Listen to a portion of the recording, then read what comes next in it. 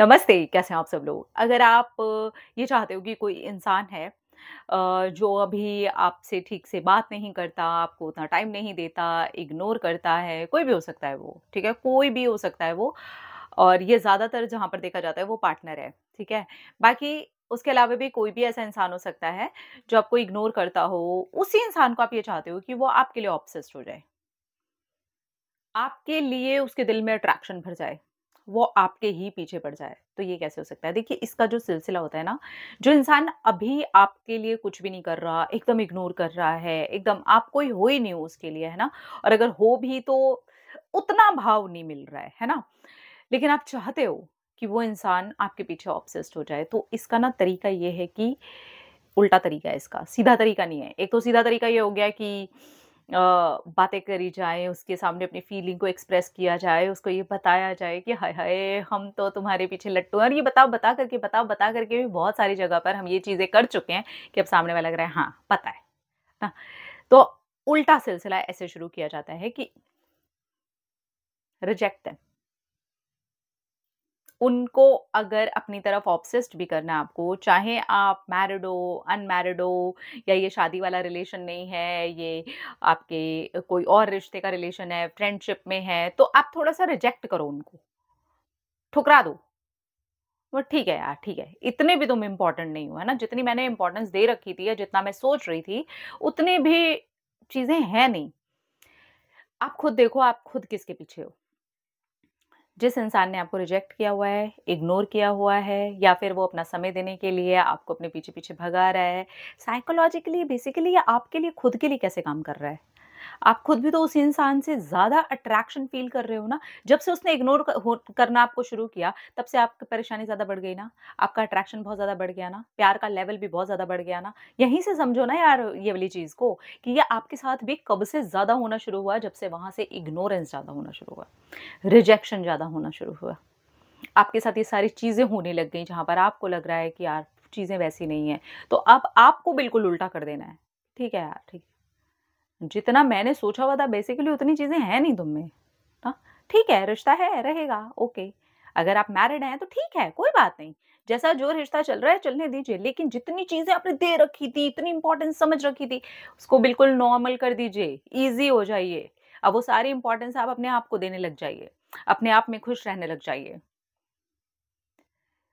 जिन भी चीज़ों के द्वारा हम रिजेक्ट होते हैं या हम किसी को रिजेक्ट करते हैं, वहाँ हम अट्रैक्शन ज़्यादा देखते हैं क्योंकि जो भी चीज़ें हमें रिजेक्ट करती हैं, वो साइकोलॉजिकली हमें ऐसी फ़ील होती हैं कि वो हमसे कहीं ऊपर हैं, वो हमसे ज़्यादा अट्रैक्शन के लायक हैं।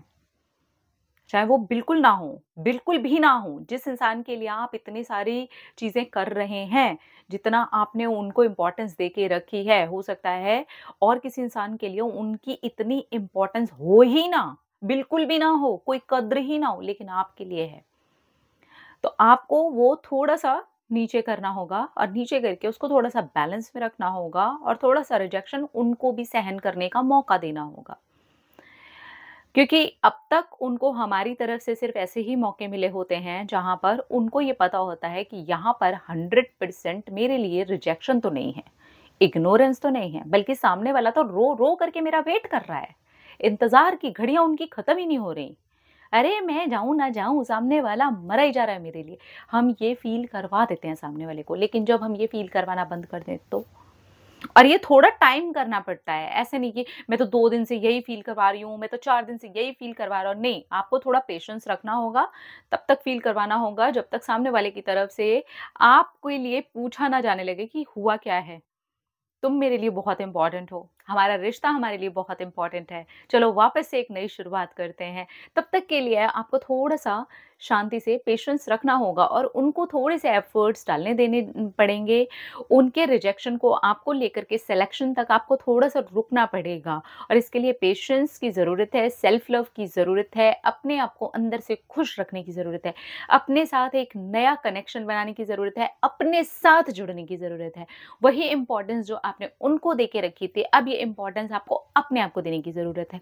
बस पेशेंस, सेल्फ लव अगर आप इतना भी कर लेते हैं और उनको बहुत सारी जगह पर, बहुत सारी चीज़ों में रिजेक्ट भी करते हैं, तो उनका ऑब्सेशन आपकी तरफ होते हुए आप खुद ही देखेंगे। क्योंकि रिजेक्शन किसी को ठुकरा देना, किसी को दूर कर देना अपने आप से, किसी की कुछ चीज़ें नहीं मानना, किसी की कुछ बातों को ना पूरा करना जो अब तक करते ही आ रहे थे, ये उस इंसान के माइंड के अंदर एक केमिकल लोचा कर देता है और सामने वाले को फ़ील होने लगता है कि शायद अब इनकी तरफ से भी मुझे लेकर के वो वाली बात नहीं रही है, तो मुझे ये शुरुआत करनी पड़ेगी। जैसे कि हम करते हैं सामने वाले इंसान के लिए, उनको वो शुरुआत करने का आपको मौका देना होगा और थोड़ा पेशेंटली देना होगा। पॉजिटिव होकर के देना होगा, सेल्फ लव करते हुए देना होगा, हँसते मुस्कुराते, खुशियों के साथ देना होगा, तब जाकर के आप देखेंगे कि सामने वाला आपको लेकर के ऑब्सेस्ड होने लगेगा। ठुकरा दीजिए, रिजेक्ट करिए और फिर आप आराम से कुछ समय के बाद इस चीज़ का लुत्फ़ उठाते हुए एक्सेप्ट कर लीजिए। अपना रखिए ख्याल, अपने आप से कीजिए ढेर सारा प्यार ताकि आप अट्रैक्ट करें ढेर सारा प्यार। I love you all. Tata.